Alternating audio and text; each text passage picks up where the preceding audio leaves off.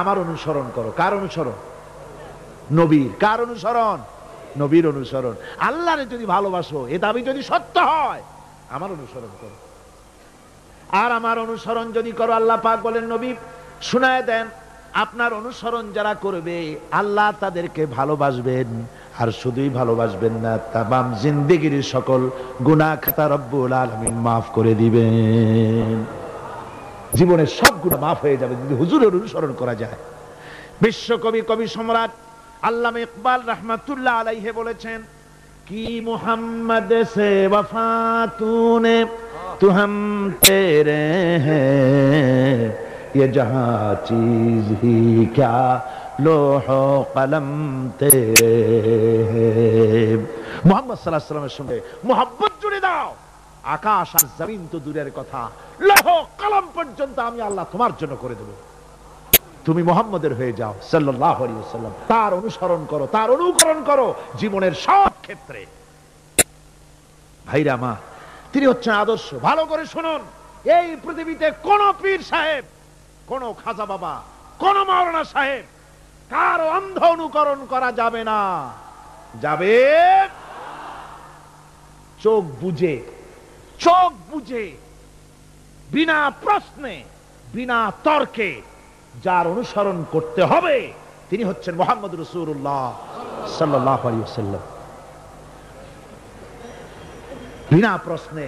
কোন পীর সাহেব বললেন সকালবেলায় 10,000 বার আল্লাহু আল্লাহু করো, আল্লাহ আল্লাহ আসতে হু জোরে, অথবা লা ইলাহা ইল্লাল্লাহ 500 বার জিকির করো, লা ইলাহা আসতে ইল্লাল্লাহ জোরে।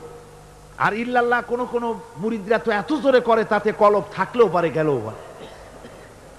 আপনি ওই পীর সাহেবের কথা মতো এই জিকির করবেন, আপনাকে দেখতে হবে রাসূল পাক সাল্লাল্লাহু আলাইহি ওয়াসাল্লাম এইরকম জিকির করেছেন কিনা। ঠিক কিনা বল? সাহাবায়ে কেরাম রিদওয়ানুল্লাহি তাআলা আলাইহিম আজমাইন তারা এরকম জিকির করেছেন কিনা। যদি রাসূল এরকম জিকির করে থাকেন, সাহাবায়ে কেরাম এরকম জিকির করে থাকেন, অবশ্যই সেই জিকির আমরা করব। ঠিক কিনা? অন্ধভাবে কাউকে গ্রহণ করব না। কেউ পাগড়ি বাঁধলো, পেছনটা 6 হাত লম্বা রাখলো, আমার পীর সাহেব, সেই জন্য আমি বুঝি আমিও 6 হাতের জায়গায় বরকতের জন্য 12 হাত একেবারে লম্বা করে টানতে টানতে আসবে রাস্তার উপর, এরকম করব না। জামাটা কেমন হবে, মোষটা কেমনে কাটবো, দাড়িটা কিভাবে রাখবো, টুপিটা কিভাবে লাগাবো, খানা কিভাবে খাবো, তারপরে কিভাবে কি করব আর না করব, সবটার মানদণ্ড হচ্ছেন কে? উসওয়ায়ে হাসানা। লাকাদ কানা লাকুম ফি রাসূলিল্লাহি উসওয়াতুন হাসানা। গ্রহণযোগ্য একমাত্র মহত্তম আদর্শ হচ্ছে তোমাদের রাসূল। তাকে দিয়ে গ্রহণ করতে হবে। পায়ের নখটা কেমনে কাটবে, মাথার চুলটা কেমনে কাটবে, আদর্শ হচ্ছেন মুহাম্মদ রাসূলুল্লাহ সাল্লাল্লাহু আলাইহি ওয়াসাল্লাম।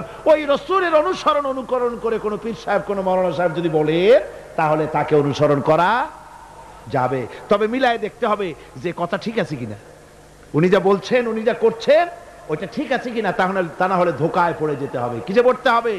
ধোকায় পড়ে যেতে হবে। আজকাল তো নানান রকম বাইর হইছে, বুঝলেন না? নামের আগে সৃষ্টি লাগায় দেয়।